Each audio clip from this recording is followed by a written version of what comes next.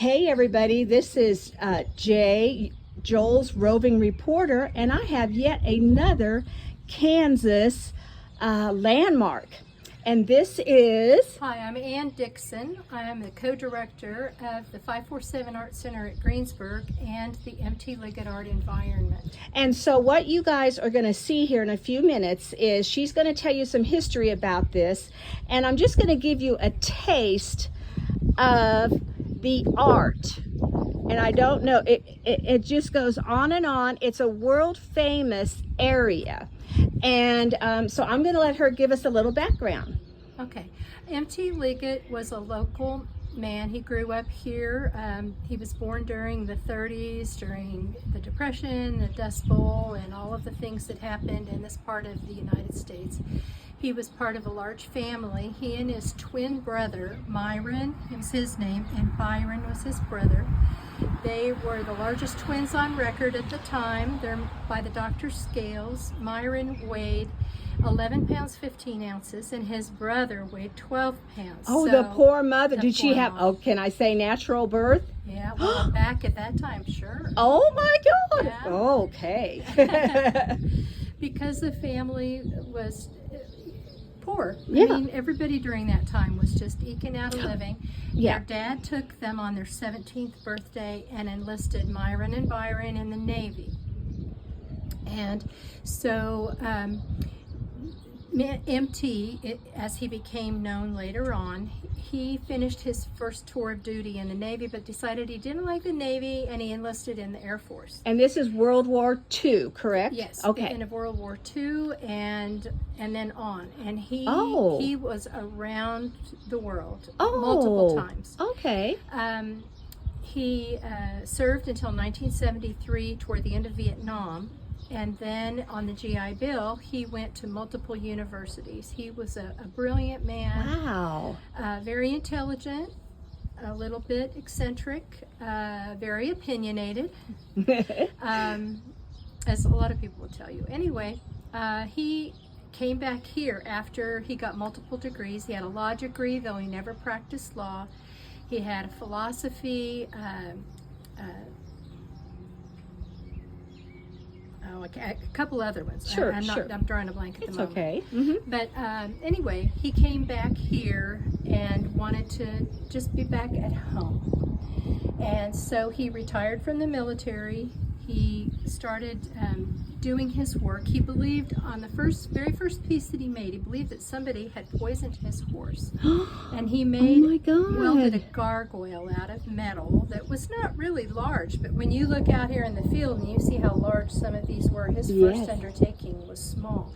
But then he was smitten with art. He had always loved art. He had studied art history through the years, Greek mythology, all kinds of science and a little bit of everything. And he loved watching History Channel and all of those things on TV.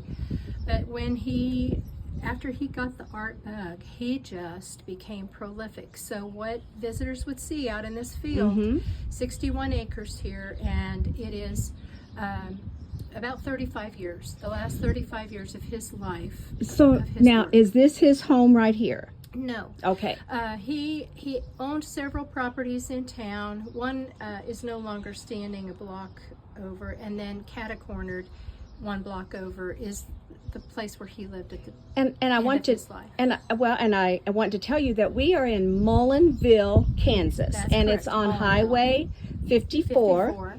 And yes, Just east of town, 400 yes. merge. And so people coming from the south, El Paso all the way up, or Dodge City, Colorado, coming this way. I bet. We're right smack dab in the middle. Well, you know, I bet that I have been by this art.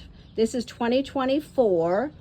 And you said 35 years ago? Yeah, that's about When it's yes, in the early 80s. Early is when he 80s. started I making his art. bet I have watched it for 30 years. Easily, and always wondering and always looking, and I always felt like, of course, this is my opinion just from looking at the art, no other reason. I didn't know anything about him, but I felt like somebody in town hall either upset him. I mean, I just felt like some of the artworks were he was upset by Yeah. something, and I felt like it told a story. Yeah. Oh, yes. Yes, there's lots of stories out there. Uh-huh.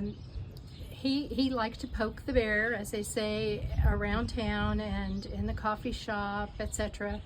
And he would always take an opposite viewpoint just to get a rise out of people. And if it did, then, oh, he knew he had them. Yes. But his work is very well respected in the art world. And after his death, in fact, his trust that he had set up had contacted the Kohler Foundation for the Arts out of Sheboygan, Wisconsin. Wow. They came with a preservation team and spent 18 months here. Wow. And a major investment in time and hours and skills. And then also they built this wonderful visitor center that we're standing in front of right now. Part of the bigger vision for this was that since he was gone was to tell the unbiased story. Yes. And so the exhibit that we have inside kind of shows the good, the bad, the ugly, all of the different sides, the facets of his personality. People were interviewed, and we have some interactive displays that tell about him and describe him. There's another one that another interactive that has interviews with him, so people can get a feel for who he really was. And can I ask you something? I can remember when I felt like I wanted to see if he was here, and this has probably been 15 or so years ago.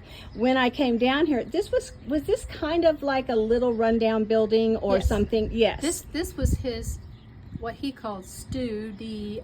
Studio. Okay, so I remember that. It was just a bare bones metal shop. Yeah. With stuff everywhere. And collections and all his and also did he not want people to come up?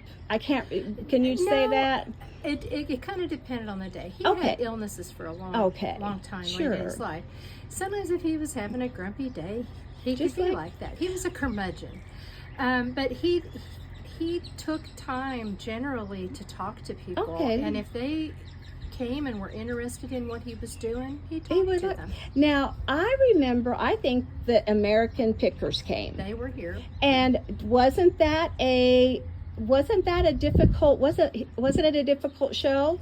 If I remember, it was not one of his stellar moments. And and you know how they are, they want to buy stuff all that. And so I do remember that show, and which is another, if you don't know or haven't read about him, it gives you another thinking, oh, he must have just been really mean or something. And we know that's not true, but I just remember that episode. Yeah. Well, I knew him really well, and I told him afterwards, I kind of had the privilege to chew him out once in a while. And he took it.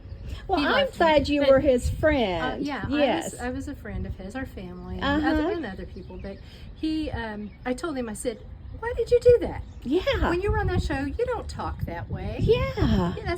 Well, they expect a show. And he, blustered up. And I said, well, yeah, but that's not.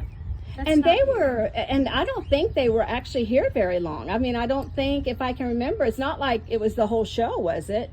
I don't think so. I think it was a split show with two different things. Yeah. But anyway. Well, thank you. That wasn't one of his finer moments. But those of us who've driven by, it's like, oh. You can see the many sides of him.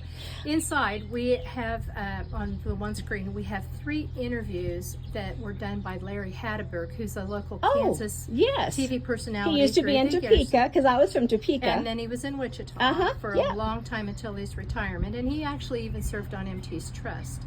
But he came 3 different times throughout the years and did interviews, and so those interviews are a better indication. And what I'll put on this interview, which I so appreciate, I didn't even anticipate to see anybody, is that we'll put, if anybody's interested, I'll put the information where they can link onto it and read more about him. Yes. So I'm going to stop, and I'm going to stop the interview. I'm going to walk around. If I want to come in and peek. Yeah. I'd like one more minute to tell them something. Please do. Part of the long-term vision was not only to have an exhibit, but to carry on for other artists. And so upstairs in this building, we have a 1-bedroom, really nice department. And a year and a half ago, we began an artist in residence program here. Oh, you And did? so, yes. Oh my God. So we are on our seventh artist, I guess, and she happens to be from New York City and is here for 4 weeks. This is the start of her second week here, and she's a photographer. We've had people from all over Texas, Montana, 2 from Montana, Massachusetts, Germany, and now New York. How exciting! Yeah, and so his legacy lives on and is allowing other people to come and spend time here, to see Kansas and through their own eyes. Oh my God, this is really, it makes me want to apply for it. It really does. Well, you can. Because I'm an artist and I'm coming up from Guyman, Oklahoma, being at a quilt retreat. Oh, okay. Yeah. Well, we just closed about a week and a half ago. It closed for this next year, 24-25. Okay. But next year, you can go on the MT Liggett. I will. Environment Wouldn't that be website. cool? It would be. Oh, thank you so much. Yes. This was a great interview, and we're going to end it right now, Joel, but this is Jay signing out as your roving reporter for Lunch Therapy. Thank you.